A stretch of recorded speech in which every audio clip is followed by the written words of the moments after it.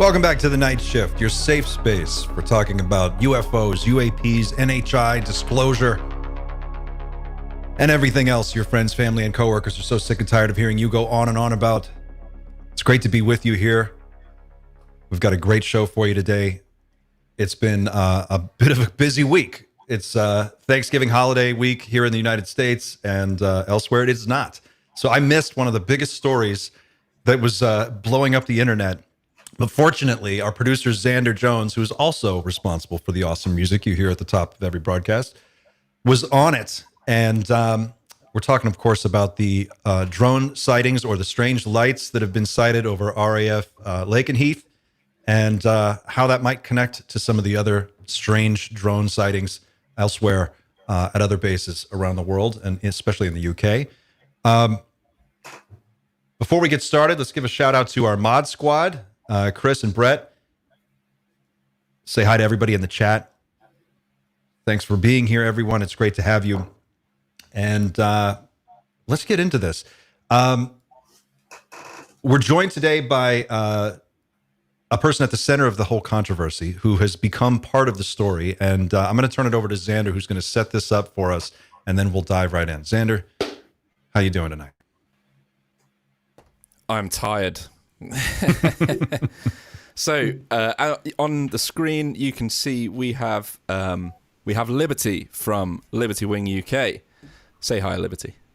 Hi, mate. How's everybody? There's everybody echoing that. So this week has been a very big week. Yes. It's fair to say. So Clint is letting me start this off because we have been talking since Tuesday. You were streaming at Lakenheath, and you just gave us a shout out because you have a passing interest in UAPs, and you happen to be a fan of the channel. So I actually reached out to you and said, let's get you on the show. This was Tuesday. Yeah. We would, and many of those questions that I had originally planned, we will definitely get to tonight. But then Wednesday happened, and you became part of the story. And Reddit has been all over you, trying to find out everything they can. I've been trying to update them as much as possible. So there's one question that's central that hopefully will clear a lot of things up right off the bat. And I know there was a little bit of trepidation about getting into the weeds about what this might actually mean, but you're happy to answer it. I've asked if this is okay for me to ask, so I will just go ahead and ask you: did you delete your YouTube channel on Wednesday? No, I didn't know. Okay. So it's good to get that cleared up. On top of that, your email address was also compromised. Yeah. It became unavailable. I know this because I received an undelivered email. I got an undelivered notification. So from that, we can infer a few different things. We don't have to get into that, but hopefully people can hear that and infer some reason, and we can now move on from it and get into what's actually been going on. Yeah. Excellent.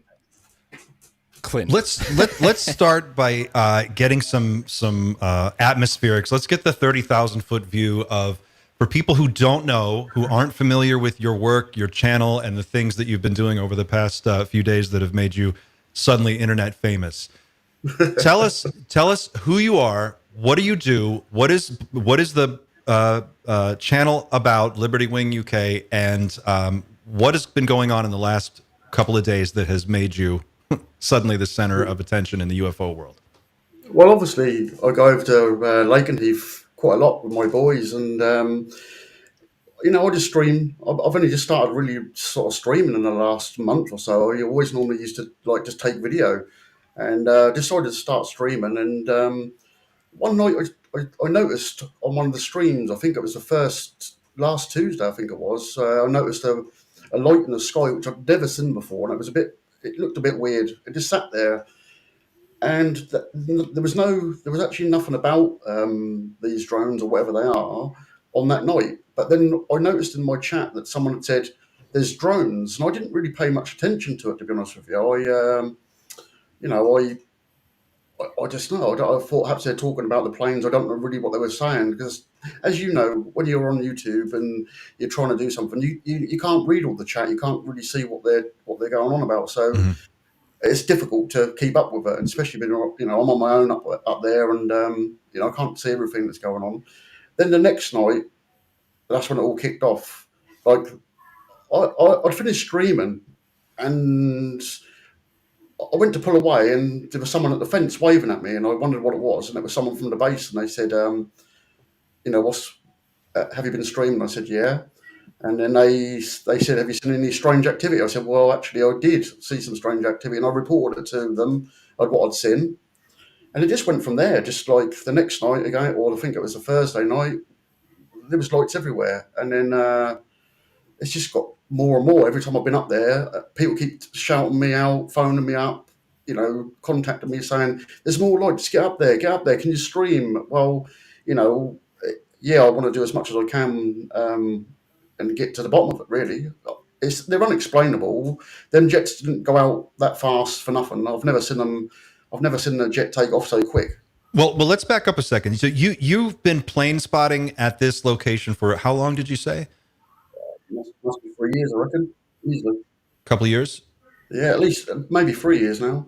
3 years, and you've only recently started stream. How long have you been live streaming the? Probably only a couple of months at max, or something like that. And over that time, the years that you've been going up there, do you always go to the same spot, or do you? I go. There's There's several different areas where you can view from, and I do go around, but mostly where I've been streaming from recently is where I normally sit, near the burger van there. Dave runs the burger van, is a good friend of mine, and I normally pull up next to him. So that's where I normally stream from, and that's where I was the other night. What was your pre-existing relationship with the base? Like, do they know who you are? I take it you have a relationship with them. Can you describe what that relationship's like and your interactions with the base personnel? Yeah, they're always nice. I mean, there's a few people that stream up there, and I believe they even watch our videos in their bar. So there's another guy that's a lot bigger than me, and he's up there all the time, and I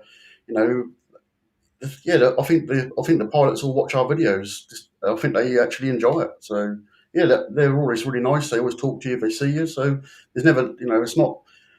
I had a lot of comments like, "Well, how come you're allowed to stream there, and how come you're allowed to take videos there? We're not in the US. If we went up to the fence, we'd be in a lot of trouble." Well, Lakenheath are very, they're very good. They are very good. So your primary channel is now gone.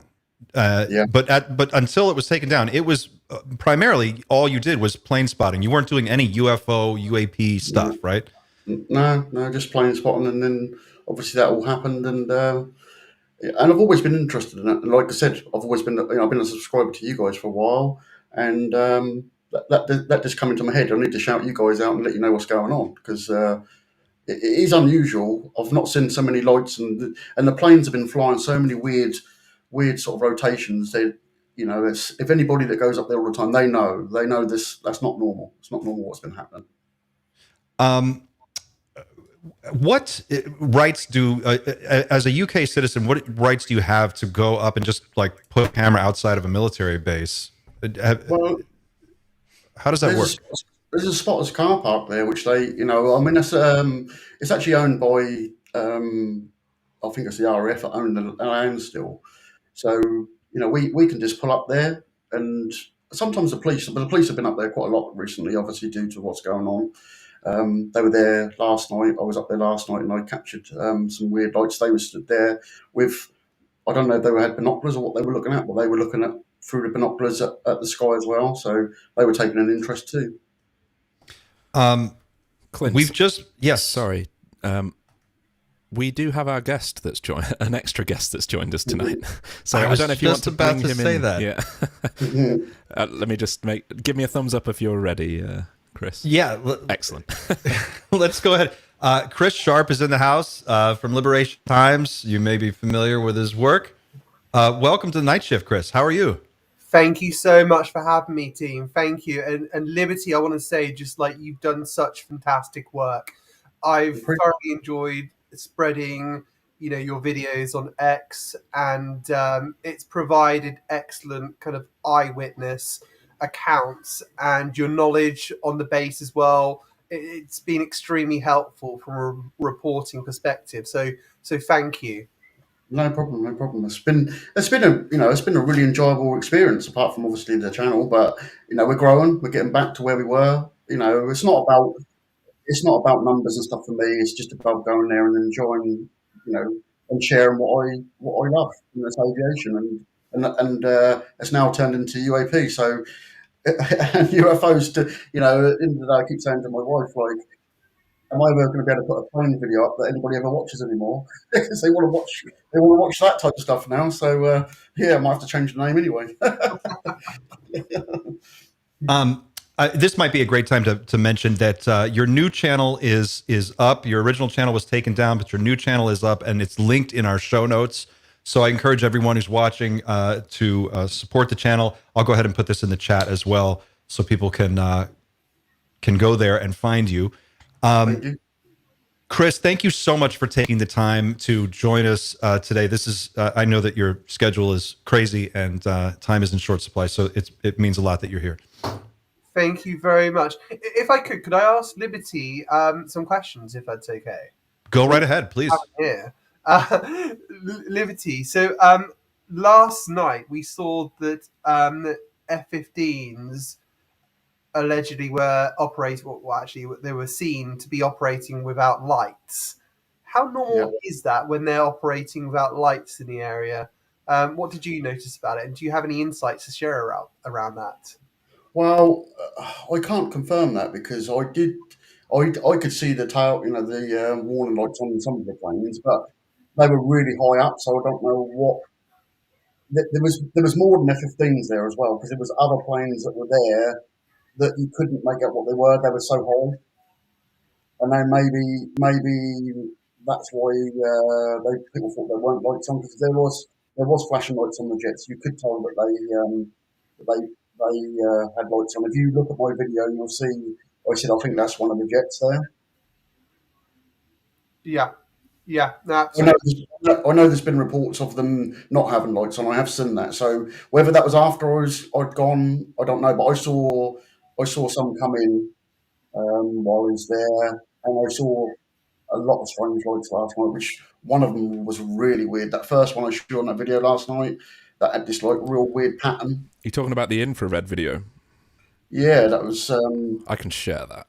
That was so strange. It was weird. I have that queued up. Just bear with me a second. I'll get that. And that was has that the only time you've seen the light that you have in that video? That really weird flickering. Yeah, like that. Yeah. Let's see if Xander's got it right here. Yeah. It's like a static ball.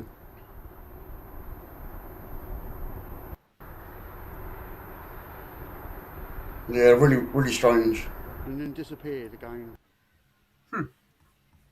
About 5 or 10 seconds in, it really shows up and it kind of moves for a little bit. Is that anything to do with the IR system on your camera?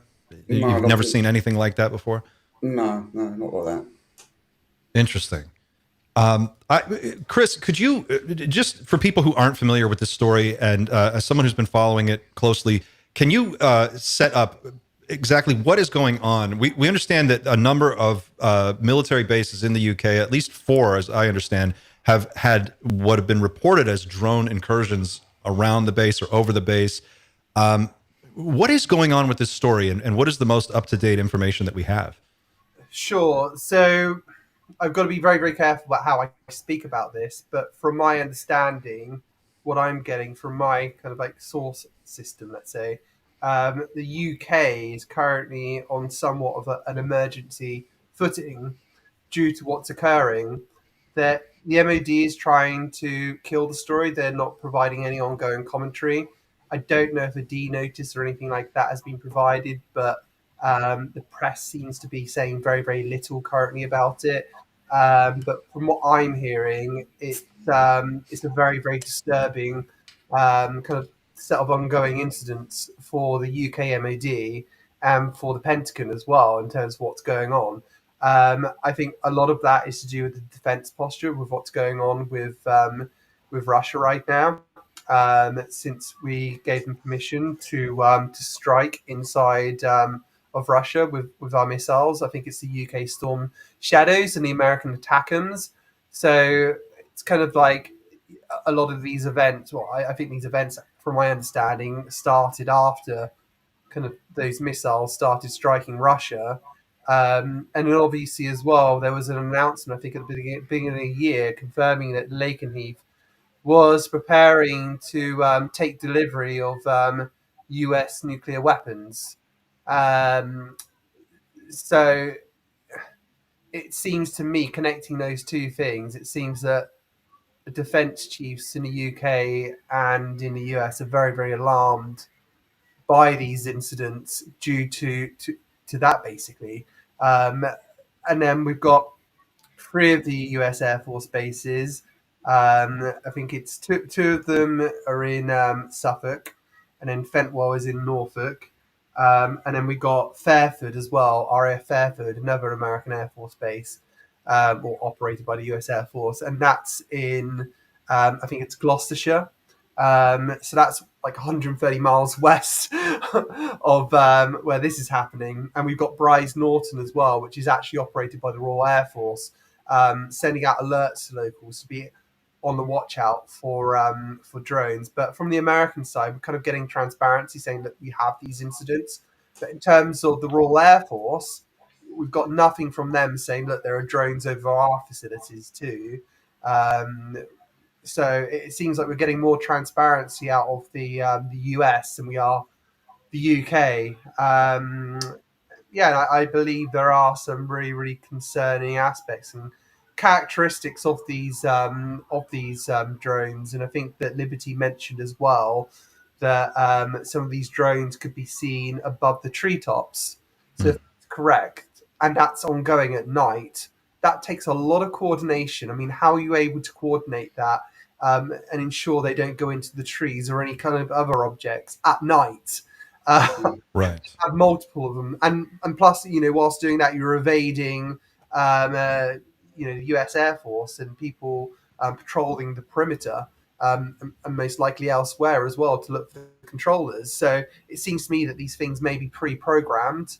They may have, artificial intelligence sensors. It seems to me that these aren't simple drones. There seems to be a lot of money, a lot of know-how which has gone into these. I mean, it looks like state actors in terms of what's causing these. I mean, obviously there is a suggestion of UAP. We know that there's a connection between nuclear weapons and UAP. I was told when the announcement was made that Lakenheath was going to get delivery of UAP back in January that we should be on the lookout for UAP reports. So it's a real tough one, but it seems that there's a lot of coordination, and I think it's disturbed a lot of people. I just want to clarify. You said a second ago Lakenheath was going to take delivery of UAP. I'm assuming you meant nuclear weapons. Yeah, nuclear weapon. Yeah. Okay. So the internet will go crazy with that one, so we want to make sure. I'm going now.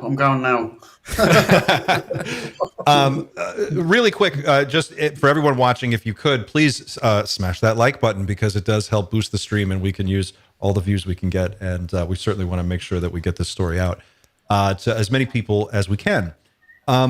So, Chris, it sounds like based on what you're hearing, the most probable explanation is that this is some kind of advanced military drone or state actor gathering intelligence on these bases in response to the recent escalation vis-a-vis the Ukraine conflict with Russia.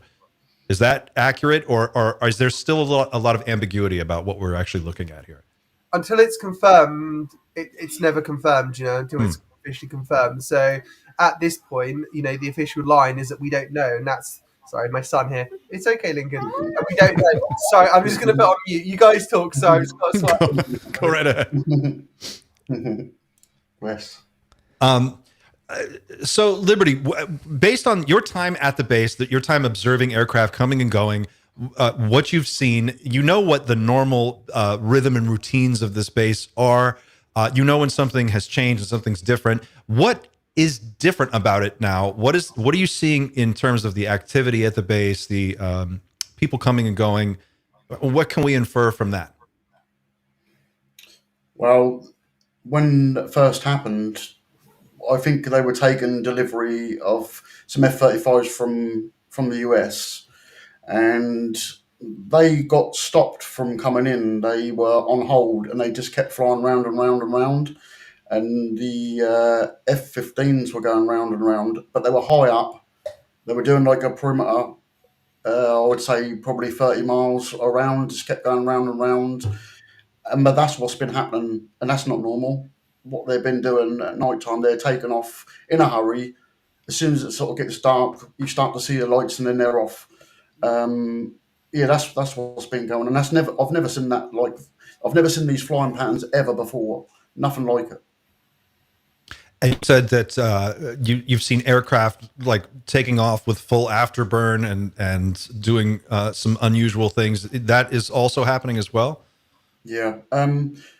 Loads of people in my comments to the video I made said, "Oh, that's normal," but I in the chat there was some people from Lakenheath itself, and they were going, "No, that's not normal. We've seen them going up. We've never seen them do that before." I mean, when they're going up, this one's probably. I think this is the one I've just put up now. I think this is probably normal. You'll see the afterburner go off, and then come back on for a short burst. So that one's now gone off. It would have kept following that one, but you see them, they'll turn off and then they'll go up in the sky. The one I think I put that up, the first one I put back on the new channel, I think I'll try and find it. You'll see that when it does go up, it keeps its burners on all the time. And that's not usual. Maybe if they're carrying a lot of fuel, they would leave them on for a bit longer, but that just seemed extreme to me. So that's just my opinion. Whether the base says something different to that, I don't know, but it doesn't seem usual to me. But I mean, they do what's called a quick climb. They have a thing called a quick climb on a Friday where they'll go up and they'll go straight up in the air. But even then, they turn the burners off once they're up, starting to go up. Yeah. Well, I think, Chris, maybe you could shed some light on this. Like, what if what we're looking at is some kind of state-sponsored drone activity? It seems really unlikely that base would not be equipped with the tools or technology to block or jam those drones or bring them down in some way. It seems like they are unable or otherwise unwilling to bring them down. Do we know anything about what's been attempted, or are these just like flying around the base with impunity?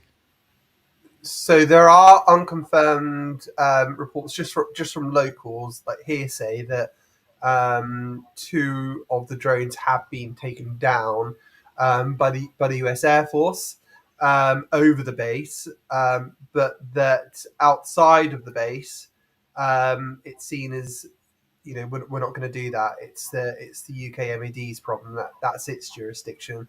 I mean, I've asked a comment from the US Air Force on whether it's taken anything down. So I've asked, for a denial or any kind of confirmation that they could possibly give me on that. I mean, it is speculation. We're always going to see speculation around these, but from my understanding, that there may be some there may be some concern, because what you can do, from my understanding, is actually you can take control of these drones by using the counter UAS measures, and that can actually land the drone back to its start point or something along those lines. But from my understanding, the concern is that whoever's in control of the drone can actually make that location.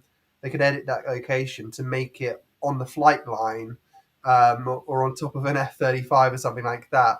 and if it has a payload, then that could cause a real hazard, and that's why there may be some apprehension about actually taking these things down. I reported on the Langley Air Force Base ones as well that happened last December, and we did uncover the FOIA logs from security forces there, which actually confirmed that the drone busters failed to register the so-called drones on 2 occasions as well. So, perhaps there's some equipment malfunction as well.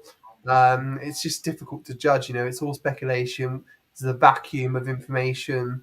So a lot of people are just filling in the blanks, unfortunately. Liberty, there's a question from the audience that I think is a really good one. I watched a video that you had up on your original channel, and it seemed like you were streaming for a period of time. There was a light in the sky, and then you react to a loud explosion sound or a bang sound. Do you know what I'm talking about? Yeah, I remember. Yeah, somebody in the audience is asking, what was that? And have there been other sounds like that you're aware of? I'd not heard nothing like that. And there was a few people standing around at the time beside me, and they all heard it. Because I said, "Oh, did you hear that?" Because there was a big loud bang, and everybody turned around and said, "Yeah, what is that?" But that sounded like it came from like the Mildenhall end of Lakenheath. That's what it sounded like. But I mean, I couldn't tell you what it was, but you could hear it. It was really, really loud and really clear. It seems like if these were some kind of clandestine Russian security forces or intelligence groups or Spetsnaz or somebody like that trying to like gather intel on this base, one, it seems like, and this is just my amateur opinion, but it seems like they would already have a lot of intel. They wouldn't need to necessarily fly drones over it. That seems strange. And it also seems weird that the drones would be lit up. They're so easy to see. It doesn't seem like there's very much stealth involved here. Is there any information, Chris, that you've heard from your sources as to why that might be? Yeah, it's basically done to test base security, to see what countermeasures are actually used to protect the bases. And also, I think there's an element of kind of psychological warfare as well on the enemy to spook them, to say, look, you think about striking Russia or China, let's say. I mean, I don't think we can rule out possible Chinese involvement in this as well. You better think twice if you want to kind of like touch us, because you're vulnerable at home as well. We could strike, within your territory at your, most sensitive facilities. So I think there's an element of that as well. I mean, the only thing that kind of confuses me is that, okay, if you're going to fly drones around a sensitive area, all it takes is for one to be shot down, and you can be identified. With Right. The Chinese and Russians really risk that, but then again, I mean, I think it's down to kind of like, the fine details. How are these things done? Are the drones configured in such a way that you can't find out where their origin is? Should you actually take one down? I don't know. One would guess if they were going to do something like that, they would cover their backs. So Someone's just sent me a video that looks very similar to what I saw last night, but close up. If you want to drop it, if you can either text or drop it in an email to me, I'll figure out how to. I don't know if there's any sound. I don't know if there's any sound on this video. No problem. It could be someone talking. You maybe want to. I'll mute it. Mute it, but because I can't hear it, so I'll send it to you now. Thank you. Just on, if you don't mind me just asking the $1 million question here, because we are a UAP channel at the end of the day. We think the truth is out there at the end of the day. The word drone is used all the time as it relates to this, what's been going on over the last week. You, Liberty, are probably one of the best placed people in the UK to know that on a civilian basis what's not normal about Lakenheath, because you're there day after day filming takeoffs and all of that stuff, without like talking to people with inside the base, you do have probably the best knowledge base available. What do you call them? Do you call them drones? Do you think there are some drones and some UAP? Do you think they're all UAP? This is like a core question that I think a lot of the community wants to know. Do you think they're nuts and bolts drones with propeller blades? Or do you think there's something new here? Well, all I can say is I've not heard them. They're silent. All I've seen is lights, and they're flying in the sky. So at the end of the day, we don't know what they are. They're unidentified. They're flying, and they're an object. So UFO. At the end of the day, I mean, there's so many the new words of UAP. All these different things. But at the end of the day, it's flying in the sky, and we don't know what they are. So for me, everybody said drone to start with, and I heard the word drone several times while I was there, and I saw it in the chat. So it started off as a drone, then everybody started saying UFO, UAP. I can't honestly tell you what it is because I can't.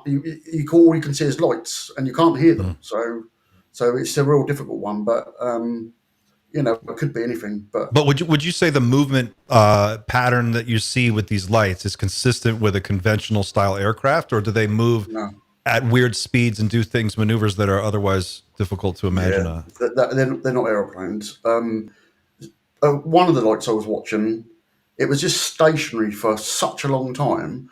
Then it appeared to go down slightly, then it disappeared.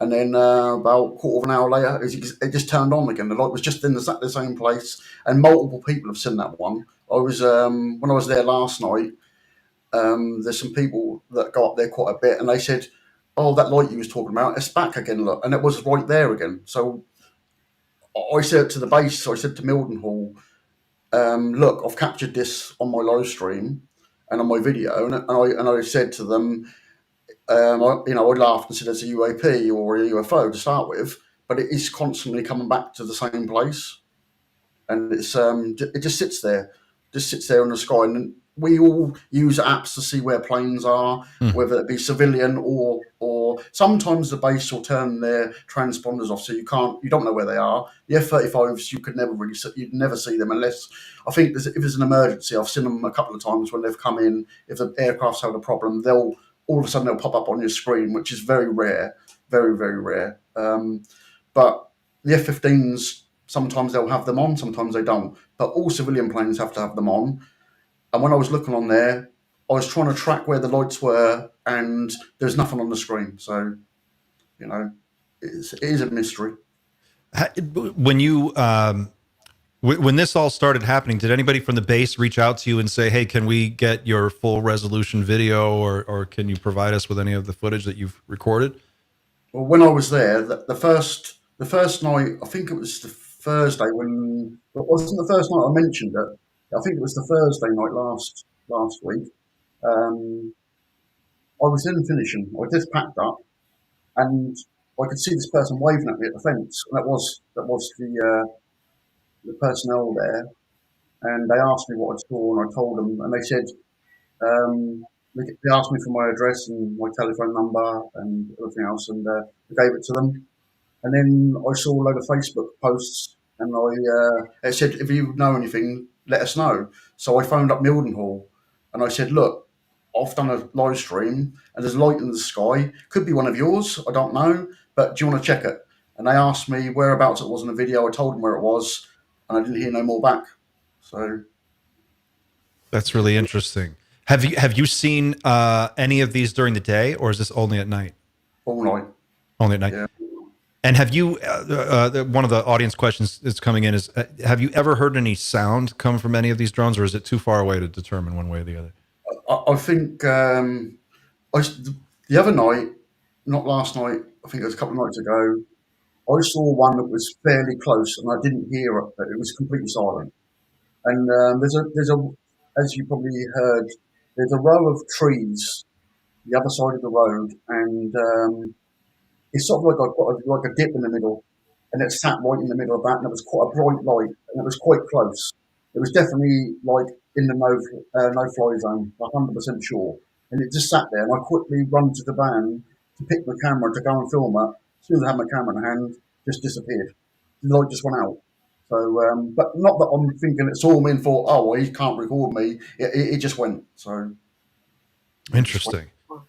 Chris, do you have any reason to suspect that these would be connected to this the drone reports that we heard about, as you said, in the U.S. last December? Possibly. I believe that the pattern that I've been hearing about how the drones actually have been going round as if they've been pre-programmed is similar to what occurred at Langley Air Force Base last December. But I mean, since there's been further incursions recently as well, we had lights over Washington D.C. as well, and it's really it's really difficult. You know, it might be it could be Russian, Chinese, it could be potential non-human intelligence. It's just so difficult to actually to judge within an information vacuum. Now, according to the Arrow, which is the All Domain Anomaly Resolution Office, which is the UAP office within the US, they've not been called upon to help investigate the cases over the US Air Force bases in England. And Susan Goff, who's the spokesperson for the Arrow, basically said, look, these are drones. We know they're drones. We knew that from the beginning. But my question is, how do you determine whether they're drones or not? How have you done that? Can you at least be transparent of what's made you say that? Because we know that the US government's not the most trustworthy when it comes to making assertions, especially the Arrow office. So a little bit of transparency of how you've made that judgment, especially with what Liberty is telling you about how some of these lights have been behaving. And I think that, you know, the public does deserve an explanation, you know, where possible. I realise it's a national security issue, but also there's a lot of local people there, especially around the town of Brandon, for instance, who are really concerned. They've got families of young kids, and they're really worried about what's going on. So I think, you know, that they do deserve some explanation as to what's been going on, I think. Do we have any idea? This is for either one of you, but Liberty, you might have a more clear answer on this. But what the loiter time is for these drones? How long are they in the air for? Well, the one I was just talking about, I noticed that like pretty much all night there was like I think it's a good 2 hours I saw that light in the same place, and I know the sky because I'm an astrophotographer as well, so Yeah. I know what to look for in the sky and what you know what's up there, and that sat there quite low. It was when I say it didn't move, it moved, but very slowly and a little bit up and down sometimes, a little bit side to side, and then it would just drop suddenly and the light would go out. But that was up there for 2 hours, I reckon. And if you look in the live stream, where you can't now, I've still got to edit them and put them back up again. But yeah, you can see that they're there for a long time. And what kind of winds are they dealing with at that location? The other night it was quite windy. Last night it was just cold, but yeah, there was quite a breeze on that Thursday night, I believe. It wasn't as cold because a couple of nights I streamed up there, it was absolutely freezing, and then we had the temperatures like change a little bit warmer, but there was a cold wind. So, and I would say it was just after that storm we had in the UK last week. So, yeah, there was quite a lot of wind around on that first night I went back. So you've got a drone that's staying in the air for or a little over 2 hours, fighting the wind. That doesn't sound like a conventional civilian drone by any means. Chris, have you heard anything about reports of similar sightings in Russia? Is anything happening like this in Russia, or has the Russian media not reported anything like this? No, I've not seen anything, and I can imagine there'd be a media blackout as well, such as how the media is controlled in Russia. But from what Liberty's saying to us, I mean, I think we can roll out hobbyists at this point. In no way could I see a hobbyist drone, especially at the weekend as well. From my understanding, these drones were operational at the weekend where there was a storm over the UK. I think winds are reaching around 50 miles per hour in east of England as well. I mean, it's highly doubtful that we're talking about hobbyists and simple drones here. I think we're talking about something very, very quite advanced. So it could be. You mentioned earlier that these could be pre-programmed. In other words, I take that to mean that they wouldn't necessarily be piloted by someone live in the moment. They would have their coordinates. Everything would be contained locally on the drone. So interfering with the signal between the operator and the drone is not really possible in that scenario. Correct. Yeah, and I can imagine if there is a controller. I mean, like you've been seeing in the Ukraine, a lot of these drone systems, you know, they're actually being when they do need to be controlled, they're controlled like, you know, miles away from where they're actually be operational as well. So if there is anyone at a computer just watching them, you know, being pre-programmed doing their things, I believe there is someone as well with a screen perhaps just monitoring them, perhaps from a very, very long distance. It just seems, I don't know. It seems like the Russians have been able to, you know, they've spied on American nuclear weapons and NATO countries for decades. This is nothing new. It seems like a weird development to just be flying lit up drones so close to, I don't know. It just, I'm having, and I think a lot of people in our audience are having trouble with that one.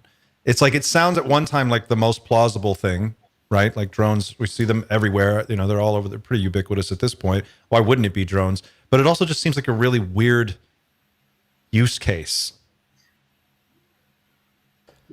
If you don't mind me saying as well, I've just had Pavel from Psychoactivo message me. I'm not going to open the picture. There's not enough to see. But that on X, as you'd expect this stuff, there's photos of strange lights over Moscow. I don't know when from, but it, at least according to X, this is happening. It's not exclusive to the UK and the US. So make of it what you will. It's a weird time to be alive. I don't know what to make of any of this, and it seems like it definitely feels very ominous. No matter what it turns out to be, it feels very strange. And I the sense I'm getting from at least here in the U.S. is that the reporting that's being done on it, or at least when they've asked representatives from the Pentagon about it, they just dance completely around the question and avoid answering it in every possible way. I haven't seen anything that's been a clear answer on where they're coming from or what they could possibly be doing, but it does seem like they're everywhere lately. What is the sense in the UK about what is the vibe there regarding Russia? You know, is this something that the average person on the street in the UK is thinking about, or is this not on your radar at all? And this is just for whoever wants to jump in. Go on, Liberty. I'd like to hear your thoughts on this. I don't really know. I mean, you see a lot of comments on my videos and stuff, and people are saying it's Russia and stuff. But you know, until we know what they really are, I can't see how anybody could really say what it is. If you know what I mean. I mean, it's a really difficult one to say that because we don't know what they are. If we knew what they were, then yeah, because nobody's actually seen one like close up. So I'll go back to what you were saying about one shot down. Now I did hear that. Someone told me about it. It was quite local to the Mildenhall base. A resident near there. So I don't know if that's the information you got, but yeah, I got told that. But that night, it was the night I was up there as well, and I never saw anything. I never saw any reason to believe that anything had been shot down. So, it's the information vacuum. This is the information vacuum. When you're not given information, this is what happens, I guess, isn't it? You get a lot of hearsay, And until you get any kind of confirmation one way or the other from the US Air Force, it's really difficult to tell. But just going back to that point, I think at the moment in the UK, I noticed that there are a lot of people that I know who are quite concerned about the situation in Russia, especially with rumours that the UK and France wants to send troops there, and that the NATO allies are looking to potentially hit Russia first. And it seems that tensions are really, really high at the moment. And I think it was just last week as well. It might have been a week before. We had a Chinese ship operating in the Baltic Ocean, and along its route, it seems that communications cables were being cut. Two communications cables, which are very, very strategic in nature, were cut. And then a week before that, there was a Russian spy ship which was seen, I believe, in the Irish Sea, um, over one of the sites of one of the transatlantic cables connecting the UK with the United States. So I think you can see an element of kind of hybrid warfare happening at the moment. That's really you make an excellent point, because we've got now reports of North Korean infantry serving alongside Russian soldiers in the fight against in Ukraine. We've got conversations about Germany and France sending their military people to get involved in this conflict. As you just mentioned, the Chinese, strange stuff happening with Russian ships and Chinese ships. It definitely has the vibe of a world war. I don't want to, be too loose with that, but it feels like it's it's very nerve-wracking. It feels like we're on the edge of something. It almost feels like behind the scenes, maybe the situation is a little more serious than we know in public. Do you get that sense, Chris, from the people that you've talked to? Yeah, I get a sense that people are very, very much on edge, and I get the sense that what Liberty is seeing right now on the scenes. I have good reason to believe that particularly the UK MOD are in a state of kind of emergency on this. It's a crisis situation, and everyone's on edge at the moment. Everyone's very, very alert. They're putting a lot of resources into this, but at the same time, operations can't be jeopardized by news coverage. Right. So, but the thing is, you can stop. You do kind of have control over a lot of the established media, but you don't have that control over independent media such as Liberty. They can stop the BBC from perhaps reporting over there and put restrictions and stuff on them. But this is a new age for media now. You've got, as a journalist, it's amazing to have someone like Liberty on the scene reporting their live. You couldn't get that a few years ago. So there's a new kind of like media ecosystem now in the UK when it comes to this, whereas it wouldn't be there before, and it allows us to get good information to a certain extent, I suppose. Speaking of which, Liberty, I received the video you sent via text. I have it ready to share. I've listened to it. There's no incriminating. There's no audio we shouldn't hear. So I'm going to play it with audio as well. Perhaps based on your knowledge of looking at aviation and things and effectively plane spotting over the years, let us know what you think of this video first, because it looks odd to me, but I can see the flashing lights that I would expect on an aircraft, but it's also triangular. So I'll play it now, and then you let me know what you think of it. You felt it pertinent enough to share, so here we go.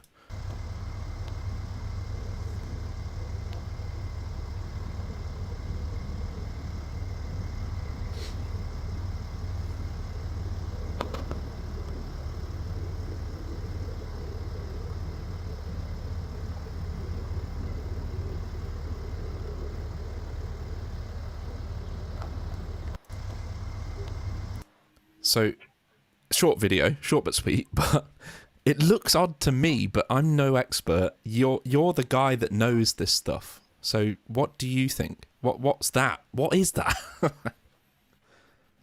I didn't see nothing come up on the screen. Oh, I'm sorry. Hold on. I'm sure. Did everybody else see something? Let me. I saw it, play. but I'm looking at the editor Great, screen. yeah. Maybe you can Can you blow see it. this? Can we blow it up? Enhance. Oh wait. It should be visible. I can see it now. Can anybody else see it? No. Okay. Oh yeah, I can see it on my other PC. I'm looking at it. I can see it now. Yeah. Okay. Right. I'll play it again. Yeah. Yeah, like for a stealthy Russian drone, it's not very stealthy. Like, I don't know where this came from, but one of my friends has sent it to me, and I don't know where he got it from because I didn't listen. I've got my earphones on, and I don't know where it's come from, to be honest. Xander, can you pull up the other clip that you showed earlier of that really weird light that was kind of The electric thing. that thing? Yeah. Just bear with. And we had a great question from the audience, Liberty, on let me see here. Where did it go? It was how do you have any idea how fast these things were moving? Can you estimate based on ground reference or anything that how quickly they're moving? No, don't. It's really difficult because some of them are a fair way away. So you know it's hard to judge the speed at that side. But when the one I saw, the closest one, the light just went out, so I couldn't see it anymore. So I can't. It didn't move away; it just like disappeared. So as if maybe a light just went off and then disappeared. But yeah, it'd be really difficult to. I wouldn't like to estimate, to be honest, how fast they are. I mean, last night there was 5 people standing up there, and they were all seeing the same stuff. So, you know, I'm just lucky enough I've got a camera that recorded it. But loads of people are up there looking at it. And what kind of camera did you say you were using to get, like, say, for instance, this clip that Xander has on the screen now? It's my Panasonic 4K camera, which can do IR. It does like a white and a green IR. That was a white IR with an IR light on the front of it. But the light only makes things close to you look brighter. That was quite a way away. That was. How big was that light in the sky? Like, if you're standing there with the naked eye looking at it, could you see it making that weird shape, or was that only in the video once you zoomed in? Yeah, it's only when you zoom. If you look now, how far away I zoomed out, and that's the next. You know, that's a long way to zoom. That's full 24 times zoom to get that image. Does anyone else? So when you're there doing your live stream, how many other people are doing the same thing as you? I don't know about live stream. Apparently, someone else was live streaming there last night, but I didn't see them.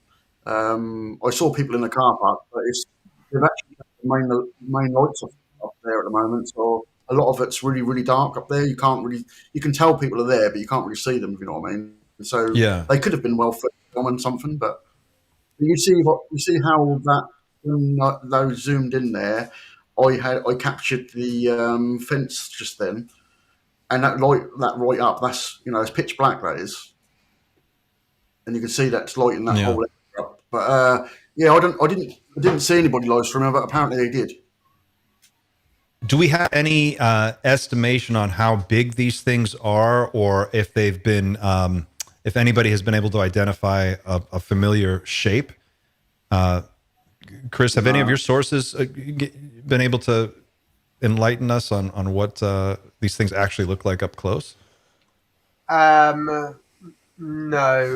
I mean, I got to be really, really careful about what I speak to my sources about in the UK. I mean, reporting in the US in terms of UAP and this stuff is very, very important. It's very, very different in comparison to reporting in the UK because the secrecy laws and the draconian laws against journalists are very, very different here as they're applied by the UK authorities.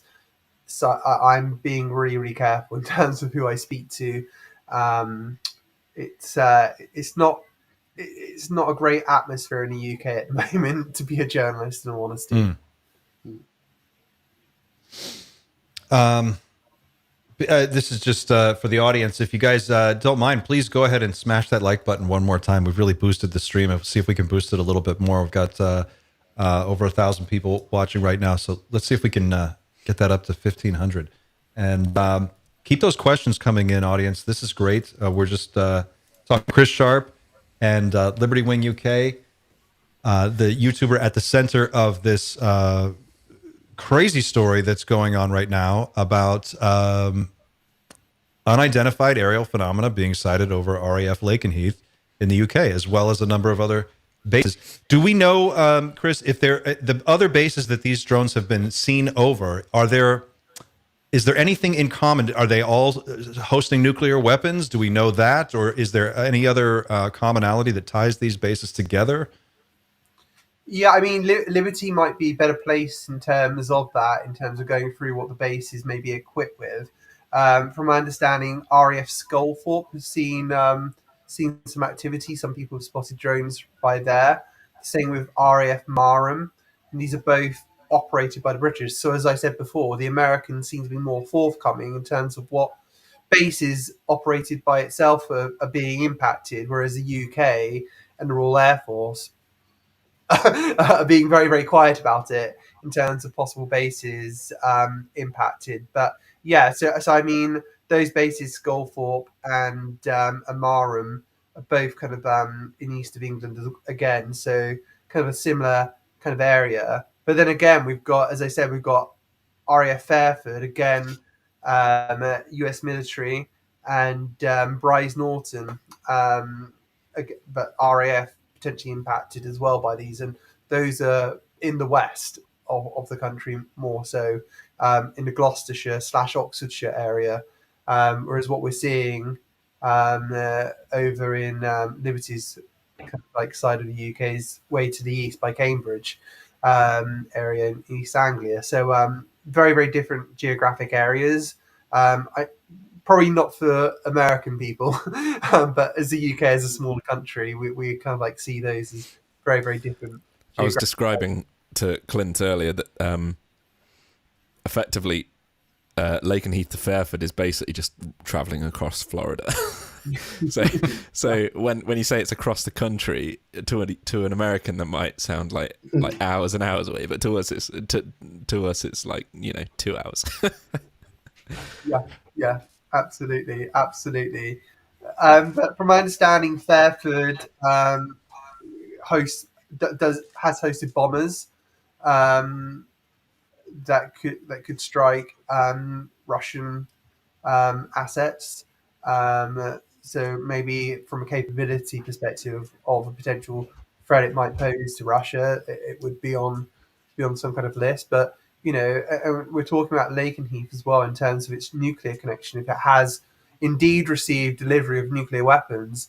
But okay, if that's the case, one would think you'd also see drone activity, let's say, over nuclear facilities in Scotland, or over Aldermaston, where the atomic weapons establishment is, which is where I'm originally from, which is the Reading area. But we've got no reports of anything over there yet. There was also a Reddit post a couple of days ago. I can't find it, but there was it's a little bit close to home for me. It's it's a day's. It's let's say within 20 miles of me. There's the Rolls-Royce factory, and apparently they make the nuclear propulsion for the subs there. I don't think Rolls-Royce have anywhere else except for in Derbyshire in the UK. I don't know, that might be wrong, but I know that their main place is in Derbyshire. And yeah, there was a Reddit post that has since been deleted of some strange activity going on there. I wish I could have seen it, but it's if it's nuclear related, it seems to be getting some sort of attention from someone. Chris, within the UFO disclosure UAP community, what is the general, if you do a temperature check of the UAP community right now regarding this story, what is it? Where are their heads at? I think people are split on it. Half people think they're drones, and the other half are like, wait up. I think these are UAP. Um, and I mean, Liberty was saying, and correctly so. In terms of UFO, if it's unidentified, it's flying, it's an object, it's a UFO. But I guess in terms of how the US Department of Defense would classify it, if you look on Arrow's website, for instance, it has to show anomalous behavior, such as the five observables: instantaneous acceleration, anti-gravitics, transmedium technology. So in terms of UAP, by the strict definition, it's very, very difficult to call them UAP unless there are any performance characteristics that we can confirm, which are definitely unexplainable. Sorry, my daughter's just coming. Unexplainable. So that's the issue that we're dealing with here in terms of UAP. So that's the tough thing. That's the real tough thing about it. It seems like if I mean,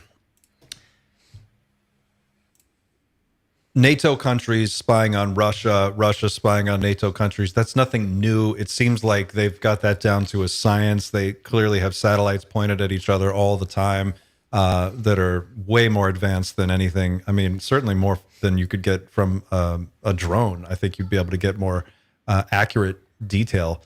I just don't know. I mean, maybe some of the military people in the audience, if we have any Air Force people or anybody with any experience in drone warfare, what I'm just curious out there in the audience, what would be the purpose of doing something like that other than maybe just letting people know, hey, we can get to you, we can come into your house, we can show up at your bases and ground your aircraft, I guess. Is there any other reason why doing something like this would be preferable to any other form of espionage or spying that could be going on? And it just seems like it does seem like a very low tech way. I mean, drones versus a nuclear opponent. If you could figure out a novel way to use drones to incapacitate an airbase, that would be interesting. Maybe there's something going on there, but I just can't. I don't know. It seems very weird to me that this would be. Maybe Liberty could perhaps. I expect I know the answer already, but is there any sort of indication from how these? I'm going to call them UAP. Is there any indication as to what they are actually trying to do with the maneuvers that they're making? Is it surveillance? Are they just trying to scare us? Are they trying to stop us from taking off? Or like, what? Is there anything that you can say with your experience in aviation photography that would give you any sort of inclination as to what they're actually trying to achieve? Well, if they're trying to achieve the planes not going out, that's exactly what they've done. Because I've been going over there on night operations because they've been on night ops, and I've been filming them on night ops, and all of a sudden I've got nothing to film apart from some lights in the sky because they've grounded all the planes. Only a few are going out and going round and round, and they put those F-35s that come in from the US on hold. They were just going round and round, and they'd come all the way from the US, and then they had to circle around the base for ages. So what their actual purpose is, I don't know, but that's what it's definitely caused that issue where nothing's going out now. And during the day, they're very, very busy still. They have been until obviously Thanksgiving. It's been really, really busy. But soon as the night falls and these lights appear and people start saying there's drones, then they don't go out anymore. Only a couple of jets have been going out, and that's been unusual for what's been, I think a stream before, I think there was like 20 jets out and flying around back and in and out and doing normal patterns, whereas now they're not. They're going round and round and round the base and getting filled, getting refilled in the air for, they're staying in the air for a long time as well. Normally, you'd be expecting the planes to be up for an hour to 2 hours if they're getting refueled, but some of these planes have been up there 4 hours. And is that because they can't land, or because they've got to stay up to try and look at something? for a I few mean, hours. obviously, I don't know their Yes. operational movements and why, but it's different to what they normally do. Let's put it that way. And you've been filming there for years, Ages, yeah. and you've Yeah, never seen stuff like this. I've never seen them stay out like that before. They do. They often go out if they go to the other side of the country, obviously, and they often get filled with the tanker. But I've never seen them go out for that amount of time but they're not. They're above the base and they're flying around the base for hours. So and they never do that. So they're circling the base for hours, and they send up tanker planes to refuel these jets in the air, Yeah. so they can just keep. Going around, yeah. Although they hot pitted the other night, which is when they come back into the base, they keep running, they turn one engine off, they refuel, and they go back out again. So they've done that the other night, which is shown in one of my videos. But and that's a normal thing for them to do hot pitting. But to be up there that long and stay up there, that's not a normal thing that I've seen anyway. Let's put it that way. In my experience, that's not normal for them to do that. That's an unusual thing to see. Yeah. But it could be right. It could be a training thing, but Yeah. It could be something different that they're working on. They could be training. I mean, there's been so many rumours going around, and lots of people said this is just an operation. This is just they're just practicing.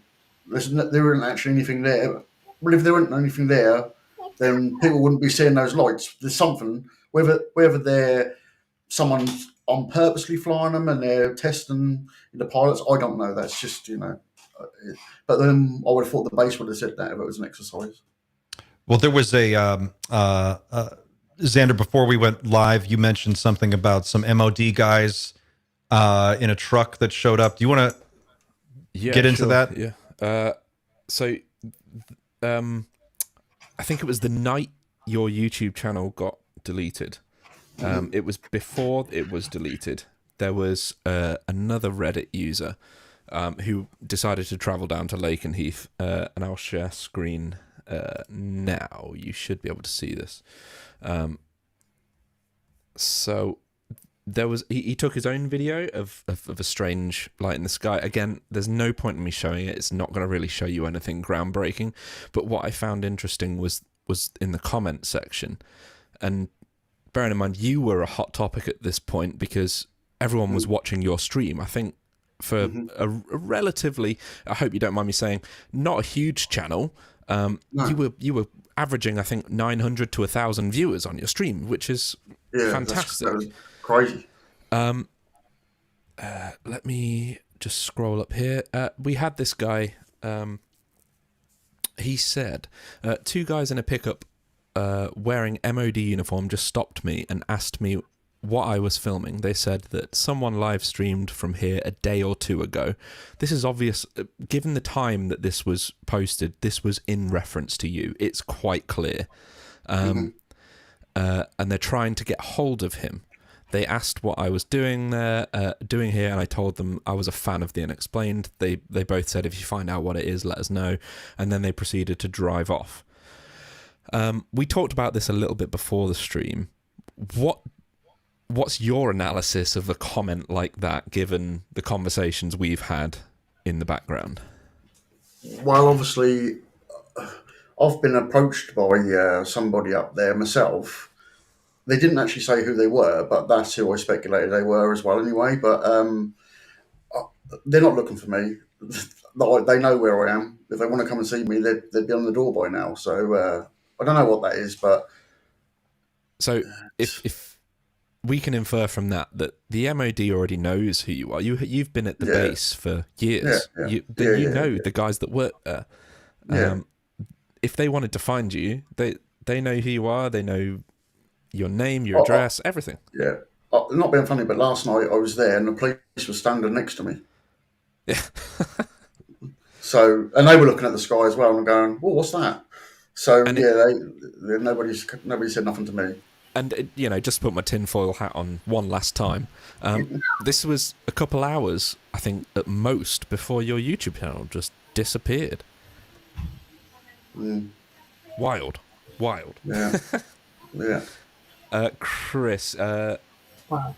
you're happy. Just ask, Yes. Liberty, the police, was it Suffolk Constabulary or was it MOD police?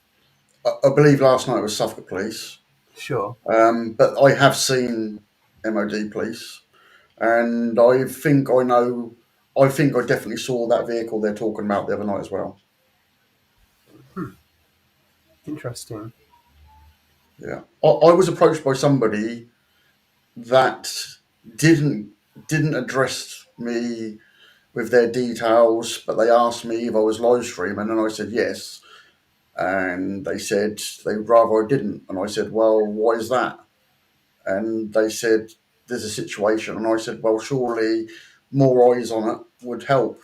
And they said, fair enough, carry on. But they didn't actually say who they were. Was that English or American? They were American, Okay, but interesting. they were American, but they weren't dressed in any uniform or anything like that. They were just in. There was no markings on the vehicle that I could see, but again, it was dark, so I didn't see what was on. That I just saw a pickup. I'll say that. So you were at Lakenheath observing, and then American guys showed up in a truck and asked you to stop because there was a situation? They were already parked there, and I hadn't realised they were like parked near me. And I was talking to the guy that actually took that video that you shoot. I was actually talking to him, I believe, and someone walked up beside us and started talking and like listened to our conversation. And then he said, "Are you live streaming?" And I said, "Yeah." And he said, "I'd rather you didn't." And I said, "Well, why not?" And he said, I can't actually remember the words he used, but basically I said, "Well, surely I'm helping you guys out by keeping an eye on things." And then he agreed, and he said, "Yeah, carry on." So they didn't have a problem with me doing it. The base knew that first night on the Thursday that I was streaming, and they stopped me and said, "What did I see?" But I again gave them my address and my phone number. So yeah, no one's looking for me, I'm afraid. So these the American guys that you talked to, did you get a weird vibe off of them? And did they seem like intelligence guys that were there to like keep an eye on things, or did they just seem like two dudes who happened to be there? It just seems weird to be two Americans. The guys that were on the base were obviously on the base because they were the other side of the fence. So when it all happened that first night, when the planes got put on hold, there was a lot of activity on the base. Lots of lights coming on, lots of cars driving the perimeter.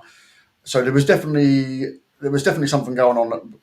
They knew that something was happening, and that's they didn't go into any details. They didn't tell me anything, but they just asked if I saw anything, basically. Have you had any other, and you don't have to get into this if you don't want to go into any detail, but has there been any other weird things that you've noticed with maybe your phone or your email? Have you been contacted by anybody strange or any other unusual things happen? I've had before my YouTube channel got took down, my AdSense, I was monetized, and all of a sudden YouTube said I've got two monetization or two AdSense accounts, and I haven't. And they took my monetization away, and I thought, well, that's a bit weird. So I was trying to sort that out, and I never did. So that's the only thing weird. I don't think there's anything that I've really noticed that's been different since all this has happened, apart from obviously the channel. But yeah, I don't know. I think something makes me think that someone was jealous of the channel, like starting to grow. Maybe that's just I don't know. I guess it's just like, I mean, YouTube just isn't that. It's competitive, but it's not that competitive. I don't know that people would sabotage each other's channels. It just seems like. I don't know. Like I said, I can't explain that. So at the end of the day, that's happened, and I've moved on from it, and the channel's back up, and we're good, and this is happening. So it's all good for everybody. So for people who want to follow your channel, it's on YouTube under, what's the new name that it's under right now? It's still under the same Liberty Wing UK. Liberty Wing UK. I just put a link in our chat, so if you want to go there and follow Liberty's channel, Go there and subscribe so that you can keep up to date. And I assume that you plan on continuing to shoot video and stream going forward. Has this changed anything about your approach to what you do? No, because at the end of the day, I like the planes. I go there to film the planes. I mean, what is happening is happening. At the end of the day, I want to cover the whole thing. To be honest with you, I'll cover it until we know what it is. I suppose, unless someone says you can't. If you could, what would do you have a, I know budget is always a limitation when you're trying to create content for YouTube. It's always a battle. But if you could, what kind of camera would you like to have? Is there a camera system that you think would be capable of giving you some really clear close-up shots of these things if you had it? Let's say somebody in the audience wanted to, I don't know, chip in or donate to help you get some better gear. Well, I told you earlier that I had a really bad mishap a few months back. I had a problem with my door, my van, and my camera flew out the door, and my insurance company. It was a long story, but they wouldn't pay out, and so unfortunately, I lost that camera, and that was a really good camera. That would have been really good in this situation because it would let a lot of light in. That was excellent at night time. Whereas this one's got a tiny little sensor, and that's what I am struggling to use this at night time. It's not made for night time, but it's doing the job, and we're seeing the results. But yeah, if I could get a full frame camera, or a camcorder. Camcorder is so much better for this job. I've tried it loads of times with normal cameras and lenses, but you just can't do it with that. So you've got to have a camcorder. But yeah, I had an X2 Panasonic before, and that was ideal. It was brilliant for it. It was really good. But yeah. Have you seen Liberty? Have you ever seen that footage? I know that UAPs and UFOs aren't your main thing, so like for us, we're kind of obsessed with it. We spend a lot of time on it. But have you ever seen that Turkish UFO footage that was shot over a period of like 2 years? That extreme close up from it looks like 2 miles away, and then they get right up on top of this thing. Yeah. Well, if you'd seen some of my old footage where I zoomed from where I was, I could zoom the whole entire base from my old camera. So, and if you could digitally zoom on top of it, but obviously you lose quality when you do that. But I could zoom an awful long way with that one. Long way. So if somebody in the audience watching tonight wants to get into contact with you, they can go through your YouTube page. All your information is there, I assume, right? And if they want to help maybe outfit you with some better gear to make this a little bit easier on you, they could certainly do that, right? Is that... You're never going to say no to that, are you? I imagine you wouldn't. Chris, could you just changing gears here for a second while we have you here? As someone who's been reporting on this for some time and navigating the media landscape, I think you made an interesting point earlier that it's very well taken. We are in an information vacuum regarding a lot of what's going on in the UAP UFO space, and it has fallen upon citizen journalists and our community to sort of work this out in and amongst ourselves. What advice can you give the audience and the people watching at home for how to think about this, how to critically judge the information that they're seeing? What kind of questions should they be asking? What can you tell our audience about how to be better at this, and how can we be more effective at understanding what we're dealing with? I think the community is very, very effective now when it comes to these cases. All I would say is that information is information, data is data. Sometimes it's good to put the data out there, including the imagery and videos that you've got. Sometimes it's better not to say it's a UAP. Just say we don't know what it is. Crowdsource it. Find opinions. To get kind of better analysis of some of these things that we see. In terms of the whistleblowers, it's always been my perspective that my stance is that I side with the whistleblowers in terms of the UAP space, in terms of the allegations of retrievals and reverse engineering of non-human technology. That's always been my stance. Liberation Times has always been a publication that sees the UAP topic from the stance of the whistleblowers, the people that have risked their careers and even their lives to kind of get this information out. So, it's up to me to judge whether the source is credible or not. And a lot of that is just discretionary. You have to use your own discretion. I think I've got a good track record of providing good information. Whenever there has been a case that has ultimately kind of been debunked, you could say, I'm always someone who, if that is the case, I will follow up in an article to say that, look, we published this earlier. Since we published it, there's been an explanation. So I would always say kind of like get attached to the truth, not your own ego and not your own biases. But also don't pretend that you don't have biases. Anyhow, every living human being will have biases, and in terms of the media as well, everyone will come at it from a different perspective. They'll pretend that they're fair and balanced, but it's almost impossible to be fair and balanced in terms of being a journalist, in terms of what you choose to report, any angle that you take it. So, I can't pretend that I don't have an angle. Like I said, I come at this from the whistleblower's perspective. So that's how I've always seen it. Just be honest. So on the one side, when it comes to videos and whatnot, just try to get the information out there, crowdsource it. Don't be attached to whether it's UAP or not.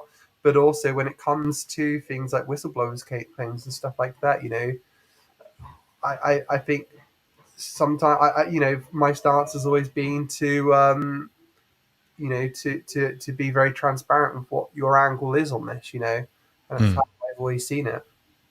I'm curious what your opinion is, and this would be just entirely your speculation. So I don't expect you to give me a solid answer on this, but there seems to be a sense, certainly within our community with this channel, that something is motivating the accelerated conversation about disclosure. Like this seems to be, the conversation seems to be accelerating. It seems to be picking up momentum, and it seems to be that something is pushing this forward. Some kind of Ross Coulthard, to use paraphrase him previously, he said something like a ticking clock.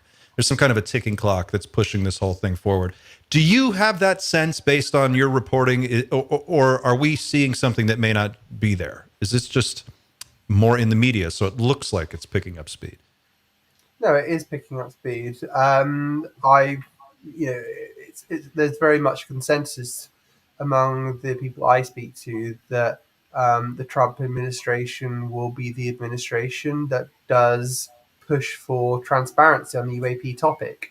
And I wouldn't be surprised as well should people like Peter Thiel and Elon Musk would capitalize on this as well. I don't think Elon Musk really cares one way or the other about UAP topic, but if there is black technology there that is not publicly known, that will help what he sees as an avert an existential threat for humanity of staying here on the Earth and actually making humanity a multi-planetary species, he'll do it. So if there's black technology that exists that could help him in that mission, he's going to go for it, whether it's UAP related or not. And I think there is a close relationship there between Elon Musk and Peter Thiel there still. And if you look at the nominations within the Trump cabinet, we've got Mike Waltz. He was funded by Peter Thiel, and we've also got I can't remember Vivek Ramaswamy, former associate of Peter Thiel as well. And I think there's some others in there as well. I can't remember off the top of my... No, but there are, I think, and the vice president as well, so J.D. Vance. Yeah. He was actually losing his Senate race before Peter Thiel provided him lots of donations. And, I think if you look at the UAP space, I think you'll probably find quite a few connections there as well. So it feels in a way that Peter Thiel has kind of like infiltrated US politics to the very top. but he's also kind of like infiltrated the UAP community as well to some extent. I think that's quite interesting. Yeah, you touch on a very interesting aspect of this whole thing, which seems to be recently coming more into the light. And do you suspect? I think when we saw Carl Nell speak to the SALT group on Wall Street, and then there's been reports of some other more or less secret meetings that have kind of happened with various groups of investors. It appears from the outside, from somebody like myself looking in, that there is some kind of like alliance forming between the pro-disclosure community and certain aspects of the commercial sector, I guess I'll say, or private companies that maybe exist outside of what we would consider the legacy program. Am I seeing something that's not really there, or do you think that is actually? It sounds like what you're saying is that may actually be happening, and there may be something to it motivating this forward. I think you're right on target. Yeah, I don't think attempts ever stopped really from when Allsap tried to get the materials first by trying to set up its own SAP, and then by doing it via Department of Homeland Security. I don't think efforts really stopped. From my understanding, Lockheed Martin, through not just Dr. Jim Ryder, who was the vice president of Lockheed Martin Space Systems, but also Robert Weiss as well, who's one of the other vice presidents, were actually involved in trying to broker the deal to get them through to the Department of Homeland Security. As I've reported, there are allegations out there that was thwarted by Glenn Gaffney, who was the director of the CIA's director of science and technology at the time. But I also have reason to believe that the ultimate authority that would have been able to block that would have been someone above Glenn Gaffney, who would have been in a position to do that. I won't name that individual yet. Obviously, if you're going to name someone in the CIA and put allegations upon them, you've got to think quite carefully about it. So, I don't think that ever stopped. There's a lot of money to be made through this. I want to ask you about the Glenn Gaffney thing because a couple of weeks ago we reported on it on this channel that a fellow journalist and host of the Good Trouble Show, Matthew Ford, put out a statement to Nancy Mace, and he did a video statement and a written statement as well, where he named, I believe it was Doug Wolf, former head of the Office of Global Access, Glenn Gaffney, head of the CIA's Directorate of Science and Technology, and I think it was Stephanie O'Sullivan as well. I may be wrong in that. Can you talk? I know that. But how much of that story? That seems like a huge allegation. Like that's an enormous thing for a journalist to say. How certain does one have to be in your line of work to come out with a statement like that? That seems like a very big thing to say, to put somebody's name on the map like that. Sure. So you have to have multiple credible sources. So credible sources are sources that are in a position to know, have the right credentials, and who always had a history of providing you with correct information. So again, it's discretionary. Again, you're never able to 100% verify that information, as these are allegations, unless you do get a confession or verification for a document. So, a lot of people have been saying this for a very, very long time in terms of Glenn Gaffney, but for the last 2 years, no one's ever been able to actually say his name. So Matt and I have done that. And there's a bunch of other names connected as well. There's a reason why within one of my last articles, I did name a lot of the directors and deputy directors of the Directorate of Science and Technology. So, previous people who held those positions, because they would have been people who would have been in the know in terms of the UAP technology, especially some of the stuff that was picked up in the 1950s, which did have historical ownership from the CIA. From my understanding, that ownership now lies mostly within the DoD, the Department of Defense, and the CIA's kind of position as well in terms of recovery is that it kind of it coordinates the operations. So if it's underseas, it will be director of operations coordinating it with its naval branch, but that will be done coinciding with special operations within the DoD. And from my understanding as well, the Office of Naval Research, which is the main place, which is within the US Navy, which has the UFO brief, let's say. But it's different setups. When it comes to recovery missions, you've got something on the land that you have to recover. So who's best placed to do it? Okay, something at sea. Okay, you need a different kind of like composition, and you need different kind of different specialities. But yeah, there's obviously been allegations as well that reported about subterranean recoveries as well. There's even been chatter about deorbiting UAP from space, and then recovering it from there. So yeah, I think this seems like very, very extensive, but it's also important as well to state that these recovery programs, they are legitimate recovery programs. Most of the time they're recovering Russian, Chinese stuff or any other adversary. It just so happens that some missions are actually recovering things of unknown origin and potential non-human origin. So, that's why it's so dangerous when you're actually reporting on this stuff as well. Touching upon really, really sensitive, legitimate programs. Can you go into a little bit of an explanation about what is the office or the Directorate of Science and Technology's role in all of this? It's a very unique office, and they do some interesting things there. How do they fit into all of this? Yeah, so historically, from my understanding, they had ownership of a lot of the things that were recovered in the 1950s at least. And it seems to be part of the go-between when it comes between the CIA and the DoD when it comes to these UAP reverse engineering programs and some of the recovery missions. Office of Global Access is involved as well when it comes to missions where you're going into a hostile territory. It could be a mountainous territory, which is hard to get to, or it could be hostiles in kind of like Russian territory or something like that you're getting it from. So OGA is basically a delivery service. It isn't just retrieval missions. It's anything that you need to kind of like get into or take out of a hostile territory.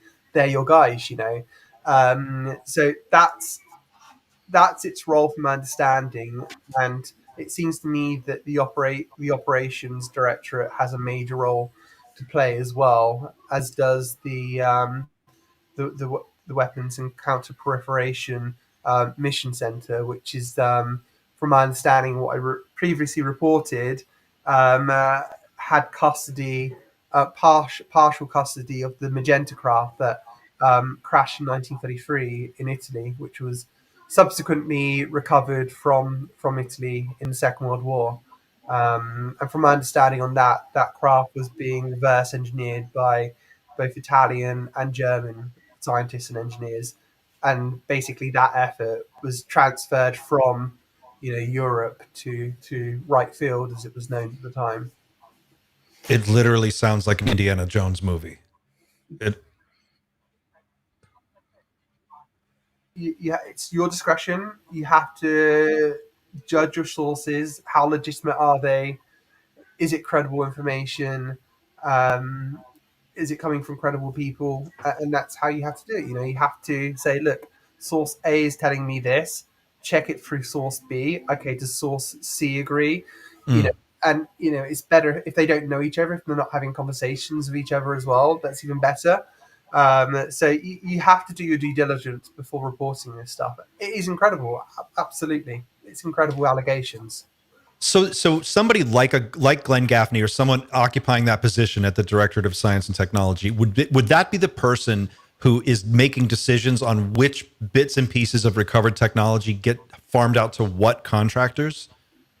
So, from my understanding, the case of Allsap, when it was trying to get materials out of Lockheed Martin through the DHS, that was from a historic crash that it had custody over, and in essence, the conversation was that to Lockheed Martin was that we leased you this material. We're supposed to have it back decades ago. We can just take it back. It's not even yours to begin with to take it out. So we can just we can take it back from you. It's not yours to give away, basically.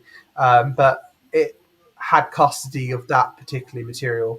And but like I said, from my understanding, it seems to be the Department of Defense, or an organization within the Department of Defense that now kind of owns the actual kind of has custody of the actual material, whereas historical stuff at the time it may have been the CIA's Directorate of Science and Technology. But yeah, I mean, you'll have all sorts of sections. So the craft, DoD would be interested in the structure, the weapon systems. Department of Energy would be interested in the propulsion system.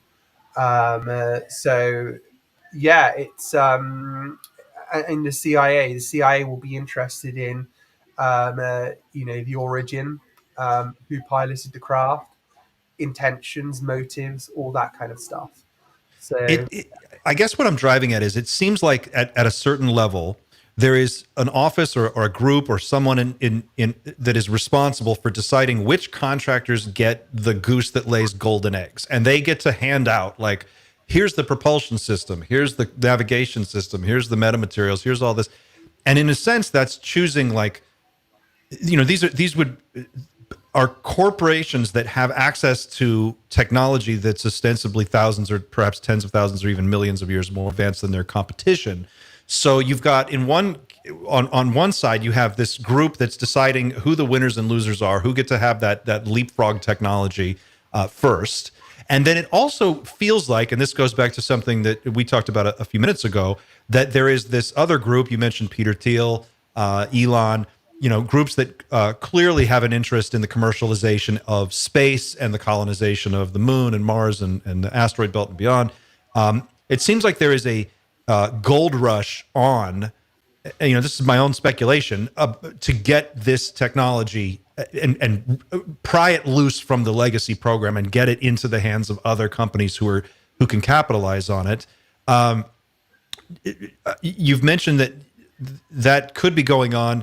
Do you think, aside from that, there is something else that is, simmering in the background or underneath the surface that could be motivating this? That perhaps maybe NHI might be have something in store for us that we are not prepared for, and thus disclosure has to happen more quickly to get people ready for this. Do you have a sense of what might be going on there? Yeah, and also I'd love Liberty's perspective as well. I heard him on his stream saying he was interested in the UAP topic. I can share something with him as well. He might find it interesting. In terms of non-human intelligence, it could be that there are multiple. From what I've heard is that it's multiple origination. There's multiple intelligences, different groups, and like humans, they don't always get along. There could be factions. You don't just say, "Oh, humanity's visiting our planet," as if it's like one group. No, you've got the Russians, you've got the Americans, the Chinese. They've all got different motives, So that's my understanding. But also, I think there are intelligences that are visiting as well, and craft that have come down that they don't know who the pilots were. They don't know who it came from, and it seems to be consciousness connected. There seems to be a level of spirituality involved, which is why you find highly esteemed people like Dr. Jim Ryder going to spirituality conferences about consciousness and talking about the electric universe. He's seen something. He's been exposed to something which has changed his outlook on life. I think that's really, really important to take into account. And I think there is also, a drive. There is an arms race behind the scene of who can kind of exploit the technology the most. And I think they do need more expertise. They need SpaceX and the best engineers they could possibly get to kind of help in an effort to reverse engineer and exploit these craft. sooner than the Russians and the Chinese do. So I think it's in the best interest to actually open up these programs. And I think that was always, that was always the goal in terms of what ORSAP wanted. And I think that's the goal of the modern kind of disclosure movement in terms of why they want this out. I think that's one of the big reasons, at least. But yeah, I'd also like, I'd love Liberty's kind of perspective on this. And I'd also mention as well, in terms of the Rendlesham incident, myself and one of my fellow journalists, we'd heard that General Williams, who I think was the wing commander or something like that of that, so Gordon Williams, made a deathbed confession about the Rendlesham incident. So he was above Charles Holt on the base. He had made a deathbed confession about what Rendlesham had heard to his son and his daughter. Um, and we actually managed to get in touch with the son. I messaged him on LinkedIn, and he was actually going to spill. He was going to tell us what the deathbed confession was, and we were due to meet him. And then all of a sudden, the guy gets spooked. Don't want to talk to you anymore. I'm not saying anything. I'm not turning up to your meeting. And myself and my fellow journalist from the Daily Mail, we showed up just hoping he would come to the Zoom call, but no, he never did, and he never got back in touch with us again. So there is definitely something weird going on. But I just wonder what your thoughts were as well in terms of that, Liberty. I actually been saying I might actually go over to Rendlesham. I mean, I heard all the stories. It's local to me still because I'm smack in the middle of all the bases. I've got Watersham down the road for the Apaches. I've got Lakenheath, Mildenhall, and then obviously going over to there. Rendlesham's not silly far away from here, so I'd thought about going over there, but obviously, I want to cover Lakenheath because Lakenheath's where I love to go, and obviously there's nothing over at Rendlesham anymore. But that's something that I touched on the other night, I think, on the stream. Jim Pedeston is he's clearly had something happen to him, hasn't he? I don't think you make that sort of stuff up. I used to work near there, and that lighthouse. There's lots of things where people say to the lighthouse is lighting up the woods. That doesn't light up the woods. It's miles away from there. So. Yeah, I think something definitely happened over there. Absolutely. The story that is on most people's minds from time to time when this stuff comes up is Chris Bledsoe's story, because he had such a unique experience. He saw a number of orbs. He experienced missing time. He had an encounter with a non-human intelligence, which he referred to as the Lady. This story gets so weird, but going back to what you said earlier, Chris, about the consciousness aspect of it, he said he was given some information about coming events and that things were going to get really interesting and weird around, I think it was 2026 or 2027, somewhere in that range. Do you have any opinion on Chris Bledsoe's story and how it might tie into all of the other strange things that we're seeing going on right now? I've not really investigated it that much. I've always kind of stayed away from the spiritual aspect of it. I've always wanted to focus on the nuts and bolts because that's always been the credible story for me. But I've never ruled out the consciousness aspect as well. But you've got to kind of you've got to start at the nuts and bolts and kind of start verifying details there before you can really fully get on to that stuff. For me as a journalist, not that I'm not interested in that aspect. And like I said, it's an observation that someone who is very, very high up, worked himself to the top of Lockheed Martin, suddenly, starts going to spirituality conferences and talking about UFOs and the electric universe and consciousness. And it does make you ask the question, what has he been exposed to? And I would say that with other kind of whistleblowers that I'm in contact with as well, who worked at very, very high levels within US intelligence and the US military, they seem to be exposed to something that has kind of changed their lives and taken them down more of a spiritual route. You can't ignore that as a journalist, Maybe I don't want to report on it right now, but I'm going to rule it out, as something that I can have a look at. But it's outside my comfort zone. I'm. It's difficult. It's not comfortable, but it's there. we've heard a lot of people. Jim Semivan has mentioned this, and others in the community. I think recently Tucker Carlson has talked about it on his podcast.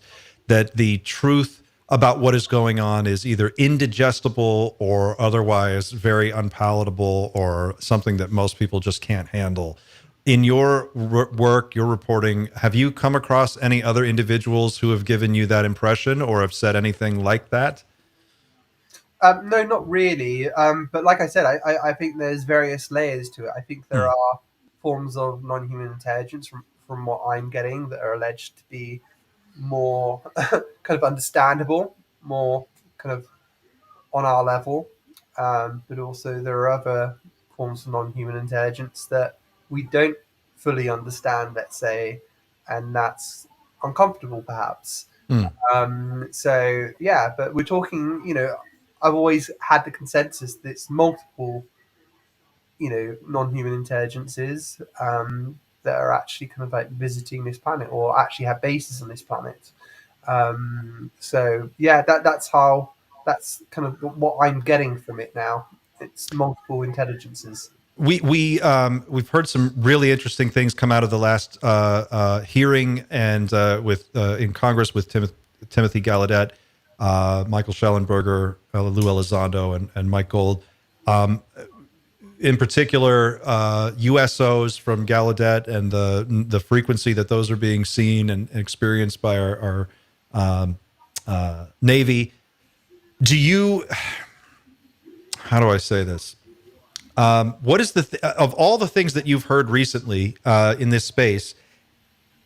What is the most interesting recent development that has popped into the conversation? There was mention. Lou Elizondo talked about implants recently, and at the last hearing, I think for the very first time in an official public setting, we started to hear conversation about hybrids, abductions. This seems really new. In this renaissance moment of UAP disclosure conversation that we're having. Certainly it's been talked about in the past, but not so out front as it has recently. Is there anything that has jumped out at you that has been unexpected or alarming, or just something that you're trying to wrap your head around that has surprised you?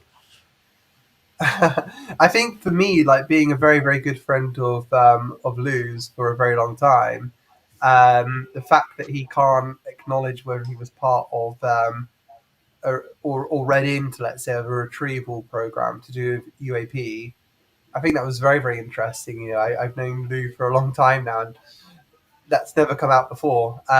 So that was really, really interesting. But yeah, I mean, for me, that was the biggest thing to come out of that hearing from my perspective. I think there are things that perhaps Tim Gallaudet can't discuss, perhaps as well. I mean, when you're dealing with underwater stuff, that's very, very confidential, very, very sensitive. Like I mentioned in my article, you've got something called the National Underwater Reconnaissance Office, which is the thing that can detect UAP underwater. But to discuss that in public might be breaching some NDAs that you sign, let's say. So Yeah. a lot of this conversation perhaps can't be had. But you were talking about earlier about which contractors get it. But like I said, it depends on the circumstance and what agreements you may have in the background. But a lot of it is also practicalities. If it is an underwater craft, you're going to send it to General Dynamics. But if it's transmedium, okay, now you need to start thinking about the best contracts and who can exploit it with transmedium technology. So, and that's true whether it's Russian, Chinese, Zimbabwean, or non-human. So it's a practicality kind of like sense that you've got to see it from. Are you familiar with the statements that Danny Sheehan has been making lately? He did a presentation at Yale a few weeks back. Did you happen to see that by any chance? No, I haven't. I speak to Danny's team from time to time. They're really, really good guys. Talk to Tyler, for instance, and but no, I didn't see that. No. He made a very interesting statement during that presentation where he said that they have identified a base off the coast of Baja Okay. And I think he said that they had identified something like 100 individual separate craft coming and going from that base.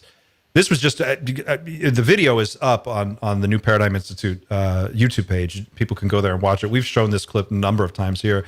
But he also said something else that was really interesting. And he said very directly and very confidently, he said, we have to prepare for what he called an NHI intervention that we can expect to actually take place soon. And he said, this is, at Yale University, saying we need to, these departments need to mobilize now to start preparing people because this is going to be extremely disruptive. These are his words. And it was such a bold statement to come out of him. And then I'm thinking, considering the circle that you run in and the people that you come into contact with, have you heard anything else similar to that or that rhymes with that from any other people? In terms of an intervention coming. So, I mean, if you look at the, something that's always haunted me is the Secret Machines books by Tom DeLonge. And those are, people have various opinions on Tom DeLonge, but I know for a fact he met with legitimate people, even people that are not known publicly, who know what they're talking about, basically, when it comes to this. But so I believe there is very, very good knowledge. And there is this analogy that he gives about an uncle, and he's got he's a farmer and he's got a problem with like mice or something like that. So what he does is he gets some dogs, some little terriers or something, and the terriers sort out the problem, kill the mice, problem's gone. And then the farmer comes back and gets a shotgun, shoots all the terriers, and says, "Why'd you do that?" "Oh, we don't need them anymore." And the analogy is that, okay, so when the farmer comes back, we want to make sure that those small terriers can turn into, a Rottweiler or something like that when the farmer comes back. So I don't know, that's always haunted me. And that seems very, very impending. And I think that's something that, it gives me pause for thoughts. That there might be something threatening, but I would like Liberty's perspective, because I mean I know that you're interested in UFO, but I'm not sure if you've been exposed to this kind of stuff before. So let's say like what we're discussing, Liberty, is all kind of like correct about reverse engineering programs and different intelligence. From a layman's perspective, like what is, because I'm sure you've probably not been exposed to a lot of this, but if that was to happen, what would be kind of like the perspective of someone like you? It's a pretty crazy, isn't it, really? But no, I mean, I watch this channel all the time. So, like, I listen to what you guys have to say and take it all in. But I'm just a YouTuber that's caught something out of the ordinary, and it's just gone crazy, isn't it? So, Yeah. But, I don't know if I've captured something like that on, something that comes out and it says, yeah, they're UAP. That would be pretty cool. I think that's just the thing, though. It's like where we're at right now in this community and in this conversation is such a unique place. We have I've been doing this now, paying attention to this topic for over 25 years. Prior to the internet being what it is today, it was very difficult to share information, and now it's so much faster. We have this sort of crowdsourced, community-driven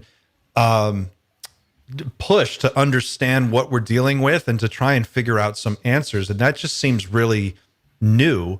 And I just wonder, how can we be more effective, or if as members of the community, certainly Liberty, you're doing your part by contributing the video that you've shot and speaking out on what you've seen and what you've experienced.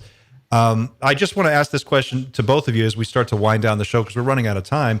Is there anything else that that you expect to see in the next coming months or the next year? What are you looking forward to? Is there anything that you're watching out for? What's on your radar as we go forward? I'm just intrigued to see where this is going. I'm just going to go over there and film as much as I can until if I get asked to stop, then obviously I'll have to stop. But they haven't said that, so I'll just carry on doing it, and I'll carry on. I enjoy the planes, and I'm enjoying what's going on, so I'll just carry on. Chris?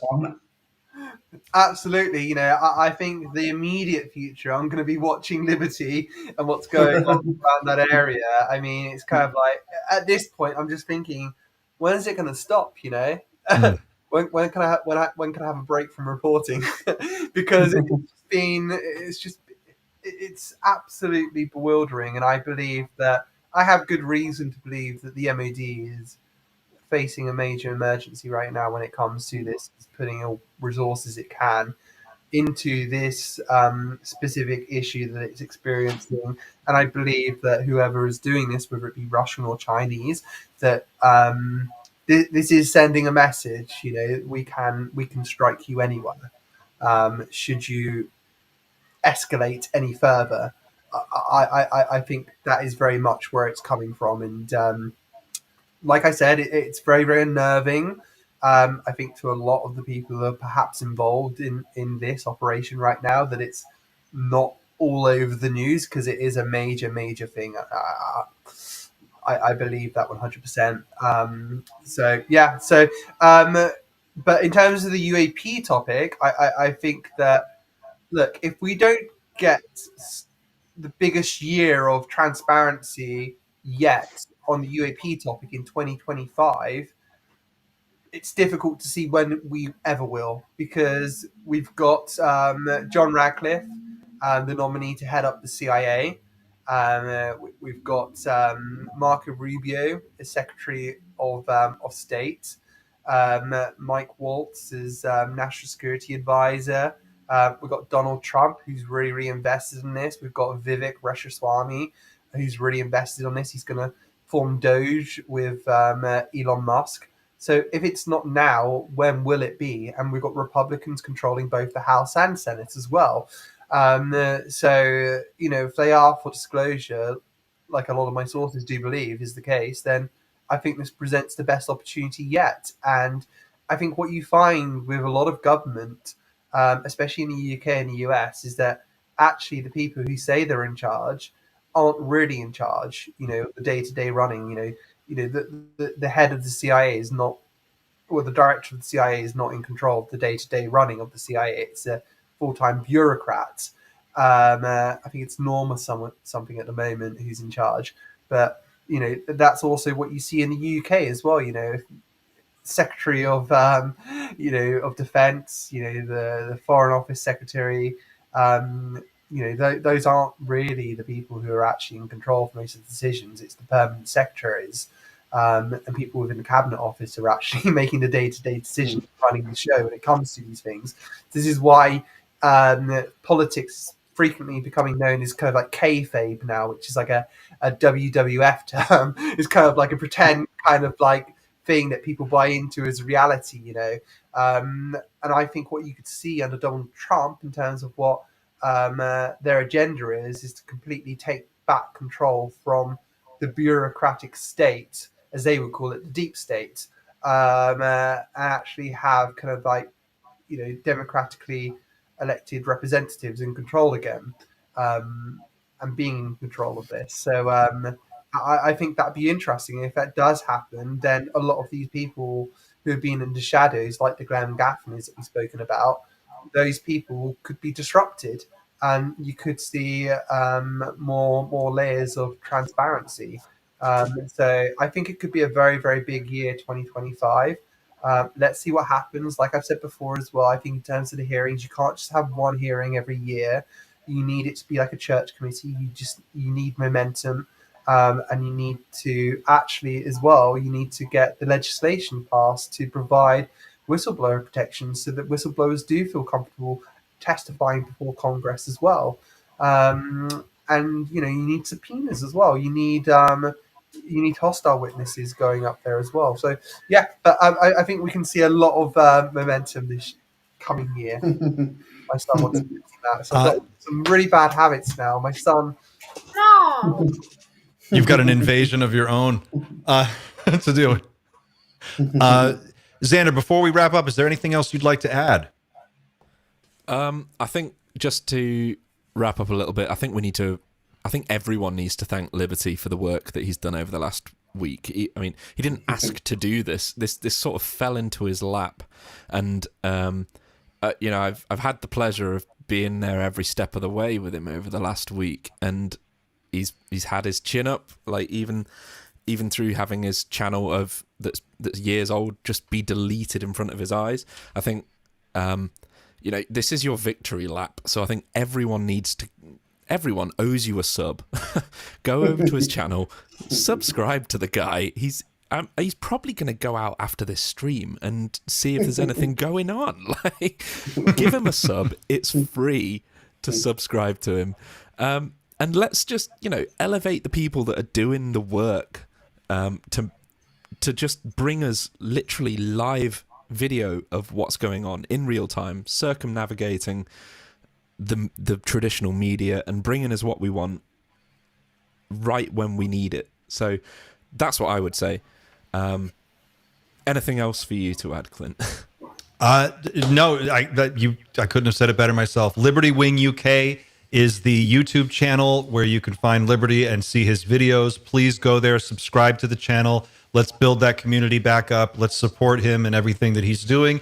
If you want to support his work or get into contact with him, if you have other ways that you can think you can be helpful to what Liberty's up to, please go there and reach out to him.